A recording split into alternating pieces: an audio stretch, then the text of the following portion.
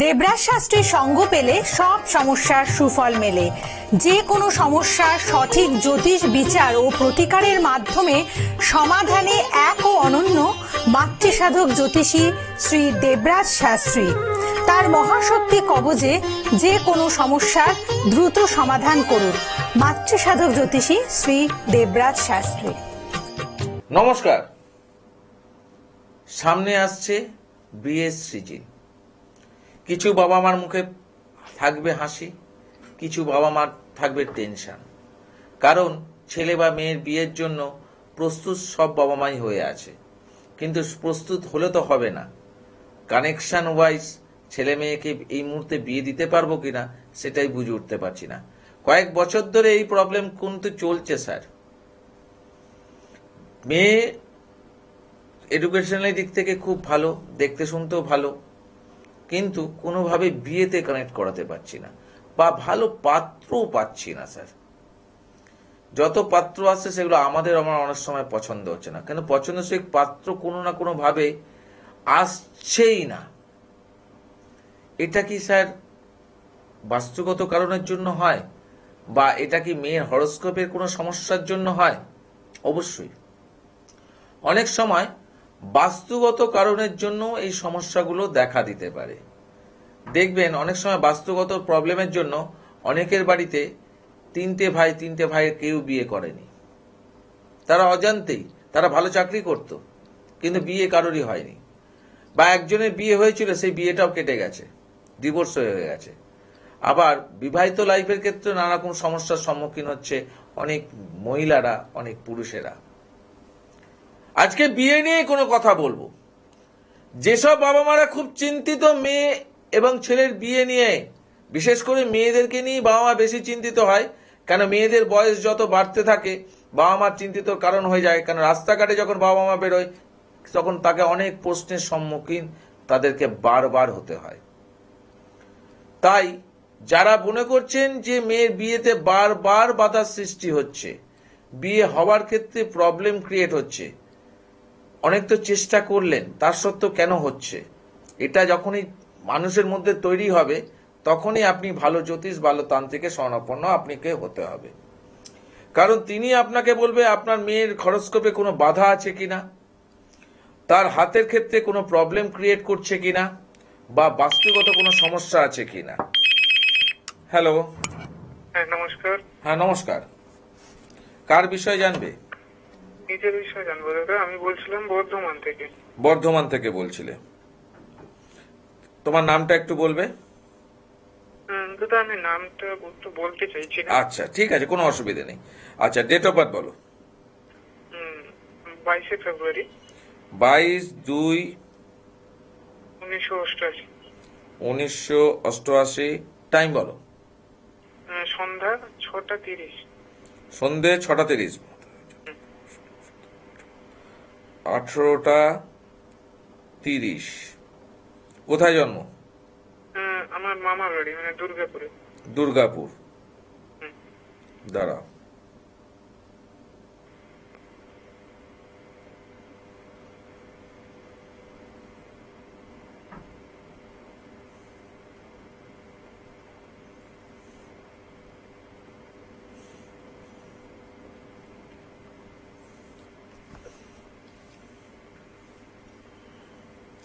প্রথম কথা এখানে দেখা যাচ্ছে মেষ রাশি, সিংহ লগ্ন।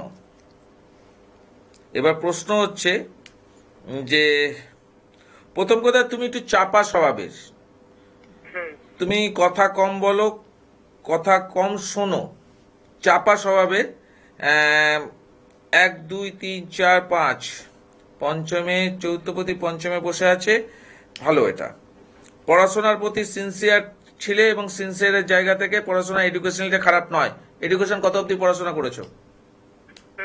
আমি পড়েছি, এমএ করেছো, এবং সেই জায়গাটা দেখছি খারাপ নয়। কিন্তু তোমার যেটা হচ্ছে 1 2 3 4 5 6, এই ষষ্ঠে প্রতি শনি, সে বসে আছে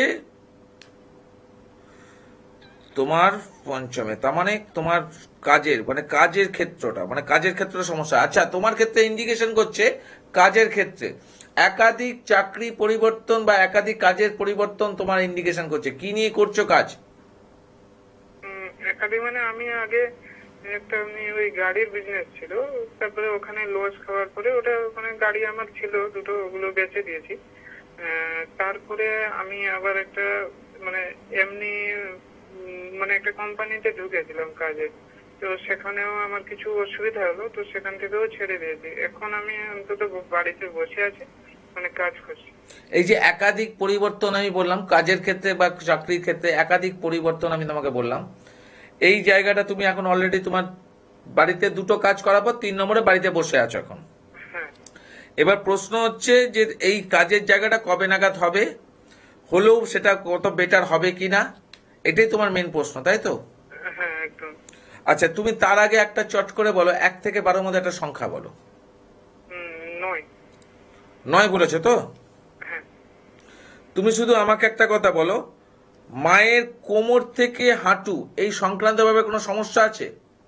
হ্যাঁ, পা ব্যথা হবে। হ্যাঁ, আর পা ব্যথা, পা। ছোটখাটো বিষয় নিয়ে কোনো অশান্তি তৈরি হয়? হ্যাঁ, বাড়িতে তো এমনি ঝুট ঝামেলা মানে যেদিন সেদিন। ছোটখাটো বিষয় নেই, তাই তো? হ্যাঁ হ্যাঁ হ্যাঁ হ্যাঁ। তোমার বাস্তুতে ক্ষতি করা আছে,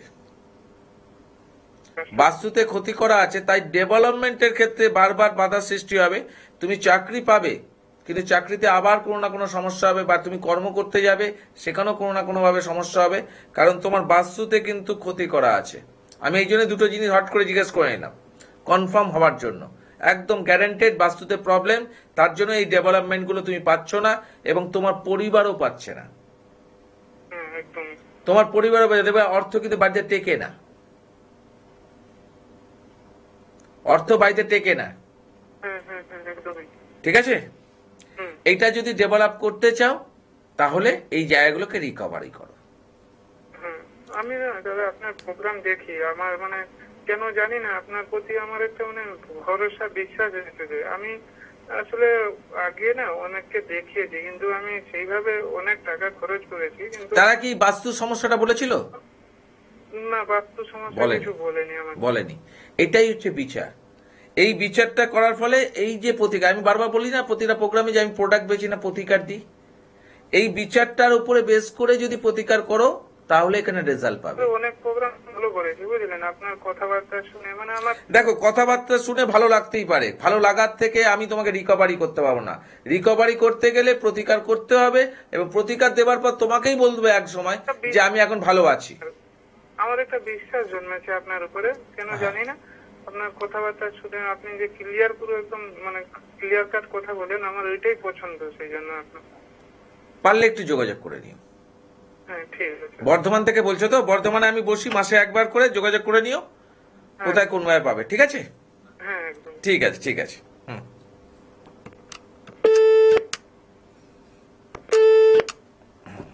তা এই যে জায়গাটাকে, এইটাকে বুঝতে হবে।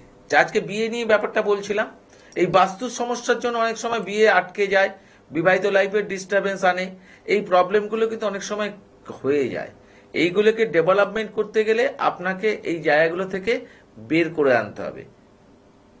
কেন আপনার মেয়ের ভালো দেখাশোনা করার চেষ্টা করলেও ভালো পাত্র কেন পাচ্ছেন না, প্রশ্ন জাগে না? আমার মেয়ের ভিতরে কোয়ালিটি কম নেই, সুশ্রী, গৃহকর্মে নিপুণ, কিন্তু আমি ভালো পাত্র খুঁজে পাচ্ছি না। কারণ আপনার বাস্তুর সমস্যা এবং মেয়ের ডেভেলপমেন্টের ক্ষেত্রে প্রবলেম, অর্থাৎ বিয়েতে যে ডেভেলপমেন্টটা করাবে সেই ডেভেলপমেন্টের কানেকশনের ক্ষেত্রে প্রবলেম বলেই আপনি আপনার মেয়েকে পিড়িতে বসাতে পারছেন না। এবার আপনি প্রশ্ন করবেন যে স্যার এই প্রবলেম নিয়ে তো আমি 2-3 জায়গায় গেছিলাম, প্রতিকার প্রতিবিধান করিয়েছিলাম, কিন্তু তারা বলেছিল অমুক এই বছরের মধ্যে বিয়ে হয়ে যাবে, কেউ বলেছিল 6 মাসের মধ্যে হয়ে যাবে, কিন্তু সেটাও কোনো কার্যকারিতা পাইনি। প্রশ্ন করতেই পারে। কিন্তু আমি কিছুক্ষণ আগে যে ফোনটা এলো তাকেও আমি প্রশ্ন করেছি, তিনিও বলেন যে আমি অনেক জায়গায় গিয়ে প্রতিকার করি, যে রেজাল্ট পাইনি, কারণ সে তো রোগই ধরতে পারেনি। তাহলে প্রতিকারটা কি করে হলো? তাই তো প্রতিকার হলো না, ওটা প্রোডাক্ট হলো। প্রতিকার মানে হচ্ছে যে প্রতিরোধ ক্ষমতা যার মধ্যে থাকবে, অর্থাৎ সমস্যা থেকে প্রতিরোধ করতে পারবে, এরকম সমস্যা থেকেই যে করতে পারবে, সেটাই হচ্ছে প্রতিকার। আর প্রোডাক্ট তো বাজারে পাওয়া যায়। আপনি পয়সার বিনিময়ে ল্যাকমি কিনতে পারেন, আপনি অন্যান্য পন্স কিনতে পারেন, এগুলো প্রোডাক্ট, এগুলো কেউ প্রতিকার নয়। প্রতিকার সিস্টেম হচ্ছে ওষুধের দোকান, যেখানে ডাক্তার প্রেসক্রাইব করার পরে সেই ওষুধটা আপনি খাচ্ছেন এবং আপনি আপনার রোগ থেকে মুক্ত হতে পারছেন, সেটা প্রতিকার। তাহলে প্রোডাক্ট আর প্রতিকার সম্বন্ধে আপনাদের বোঝাতে পারলাম।